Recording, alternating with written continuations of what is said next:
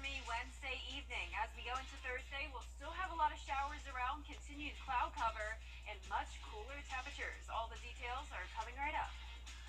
You have to have insulin to live. We are insulin dependent. Without insulin, we will die, and most likely this can happen within a week. Right now on News Channel 6 at 7, advocates are pushing lawmakers to make more insulin available to all citizens, not just seniors. Plus, an update on a local task force, what the judicial circuit is hoping to accomplish. And lowering the infant mortality rate, what health officials say you can do to reduce the risk. Your News at 7 starts now. Live from Television Park, this is Wjbf News Channel 6 at 7.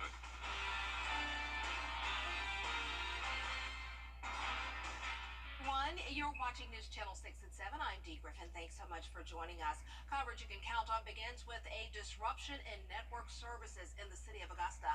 The infrastructure issues started Tuesday and are now affecting all City of Augusta departments that require the internet. We're told the city is working to resolve the issues, but Augusta 311 is one of the services not working, but public safety services are still operational. The system used to bond out inmates is down at the Charles B. Webster Detention Center. Also, bill payments for Augusta utility customers affected, but we're told customers will not be penalized. For more information, just go to our website, wjbf.com. And there's a new local movement joining the fight to stop domestic violence. The Augusta Judicial Circuit's Family Violence Task Force is working to improve communication among different local agencies and nonprofits when it comes to domestic violence cases. Hannah Latier explains how a local nonprofit is getting involved with the group.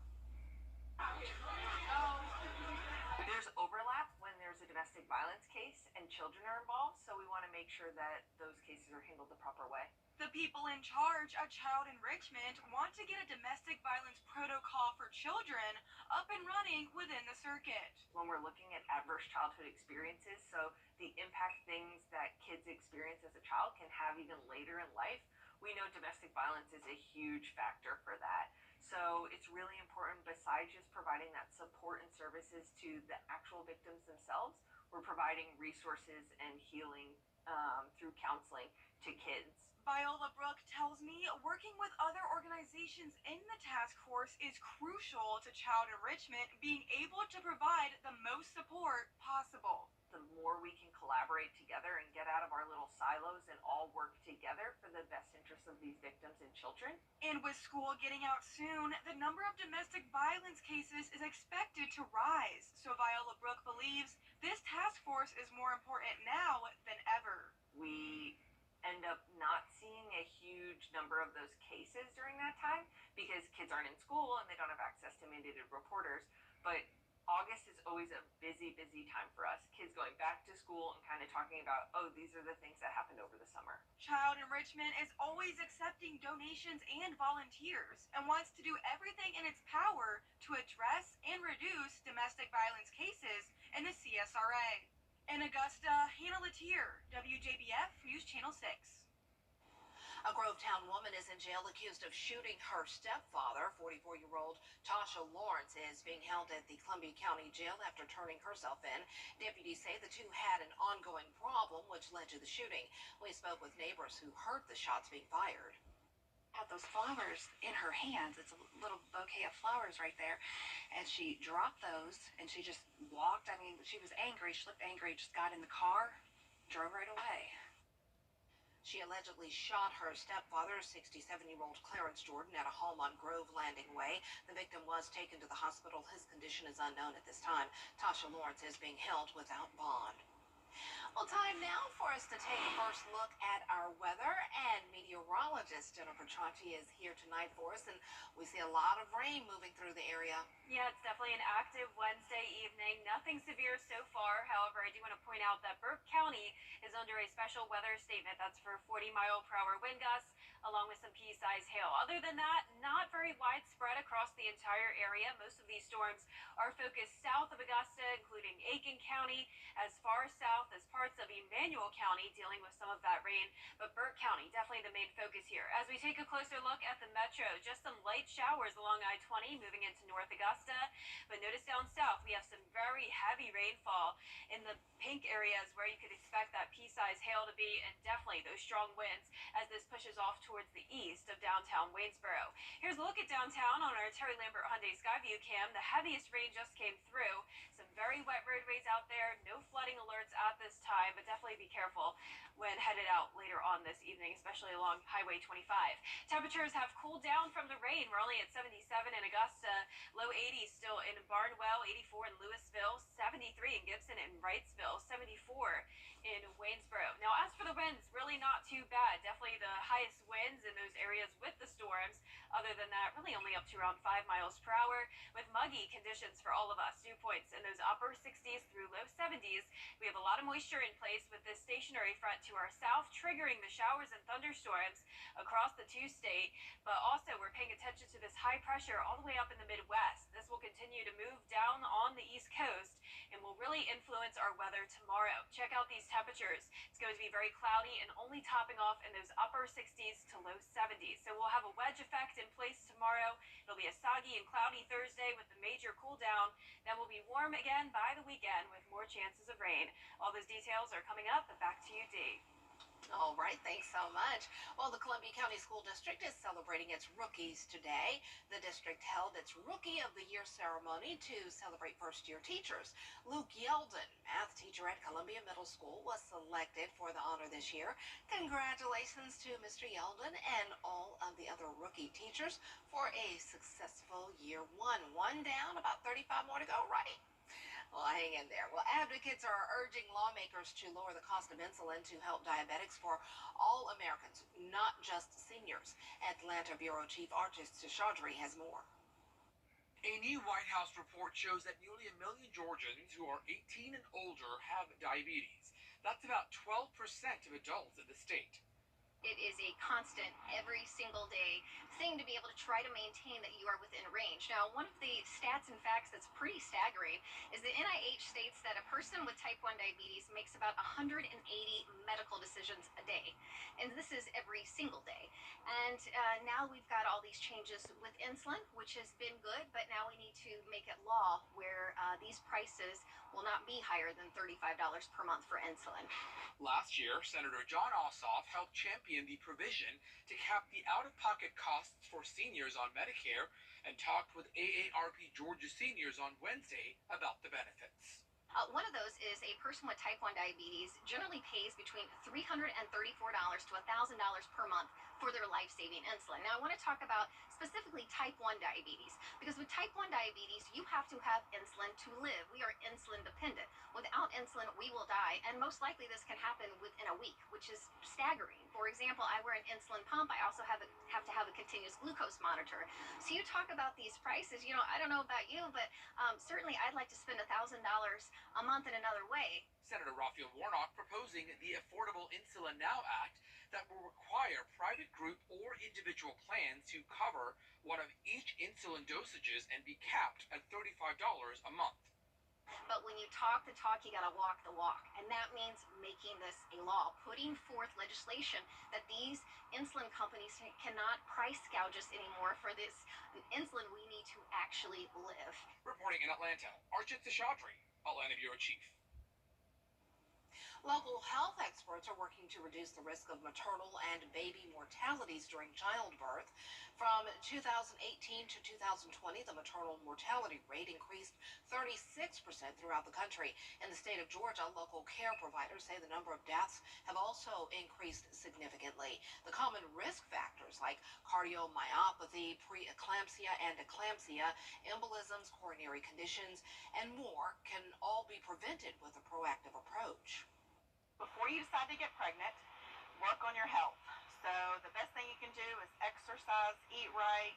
If you're overweight, lose weight. If you have other issues like hypertension or diabetes, make sure those are well controlled and all of that before you decide to get pregnant. See your physician, go to the health department, anything you can do to make sure that you're good.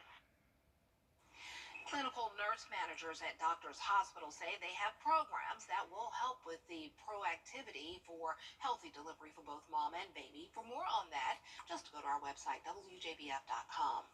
A diaper giveaway was held today at the Richmond County Health Department. AmeriGroup Community Care hosted the giveaway.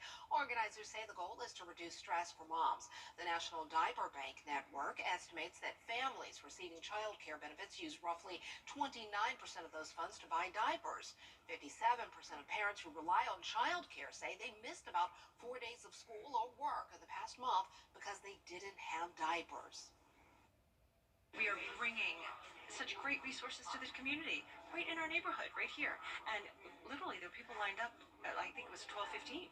So the need is there, and we are filling that need. It helps us to meet the social determinations of health of our community here in the Augusta region. So with that, we just pass out diapers to any and everybody who needs them.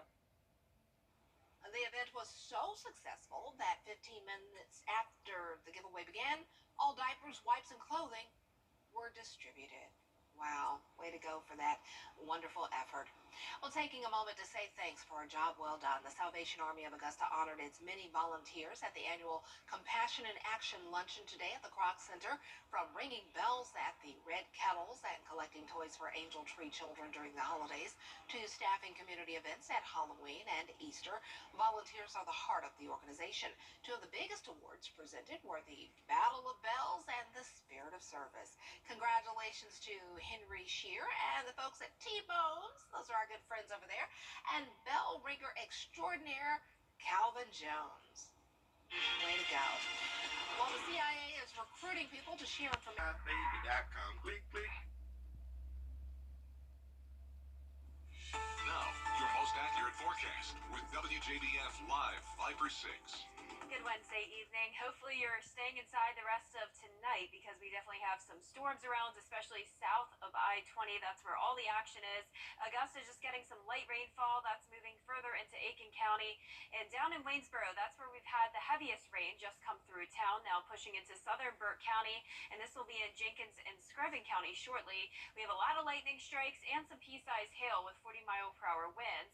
Also that light rainfall in North Augusta all the way into the Aiken area now. And you can see on our Terry Lambert Hyundai Skyview cam, the rain is coming in from the distance. Definitely a very cloudy night as well.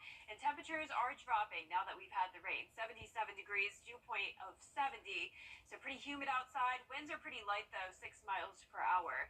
We're seeing temperatures mostly in those mid 70s, 74 in Gibson, upper 60s in Aiken, upper 70s though in Barnwell, and still 80 degrees down in Sylvania. So we have a stationary front to our south. That's what's triggering all the showers and storms.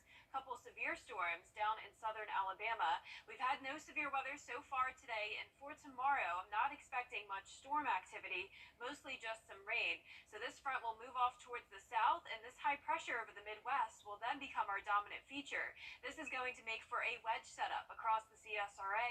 It'll bring in a northeast wind, keeping some clouds in place, the rain, and also much cooler temperatures. So definitely get ready for some heat relief, at least for tomorrow. In the meantime, tonight we still have a marginal risk of severe weather for the majority of our area. Just a medium threat of heavy rain and damaging winds. The entire CSRA won't be dealing with the heavy rain, only scattered the rest of this evening. Now, 80% chance of rain tomorrow, though. Once again, really not expecting any storms with that, possibly just some rumbles of thunder. Then the rain chances will return over the weekend as temperatures warm back up. So we'll have a high of only 70 degrees tomorrow, but we'll be right back to near average temperatures Saturday all the way through this time next week. We're starting out in the low 60s tomorrow, cloudy with the storms possible throughout the day. Once again, really just some thunder here with those showers, temperatures in the upper 60s to low 70s. Notice the rain in our area with the stationary front. Low pressure will move off the coast and that high pressure moves in, bringing in the cooler temperatures. Lots of clouds and rain for our Thursday. A few showers early Friday morning, but the rest of the day will be dry and cloudy. Here's a closer look at home tonight at 8 o'clock. Most of that heavy rain around Burke County and further off towards the south. Screven, Barnwell, Allendale, Bamberg getting that later on this evening. A few more showers early tomorrow morning. Lots of pockets of heavy rain at times with continued cloud cover. A little breezy as well. Those winds from the northeast. Muggy tonight in the low 60s. And for tomorrow, we'll only see upper 60s through low 70s. Well below normal. And here's your 10-day forecast. Will dry out on Friday. Saturday starts out dry as well with some warmer temperatures. A few storms move in the evening though and continue into Sunday. Then next week will be pretty consistent. We'll have temperatures in the mid 80s with pretty dry conditions. Back to you, Dee. All right, thanks so much. Well, today students in Richmond County took part in a new program to learn about the water cycle. Then they put what they learned to practical use. They painted murals, new storm drains on their school campuses. 7 schools took part in the program. The whole idea of the storm drain murals is to create awareness that all of the water that goes into the storm drain comes out to the river. And so when trash and debris gets in there, then that's impacting the wildlife that's around there. That's a great way to explain it to the students. The program was made possible by the Greater Augusta Arts Council, Tennessee Center for Water Sciences, and the City of Augusta Engineering and Environmental Services Department. A food fight over the rights of the phrase Taco Tuesday. We'll have that story when we come back.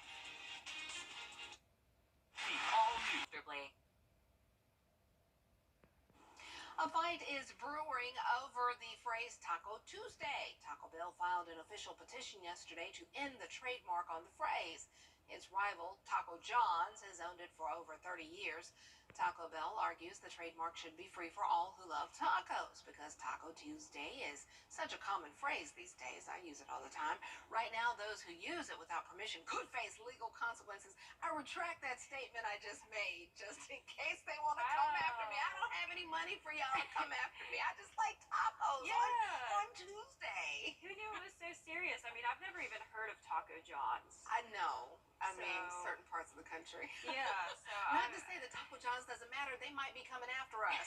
That's true. Okay, we'll respect it, Taco John's. We'll see you. Have a good night.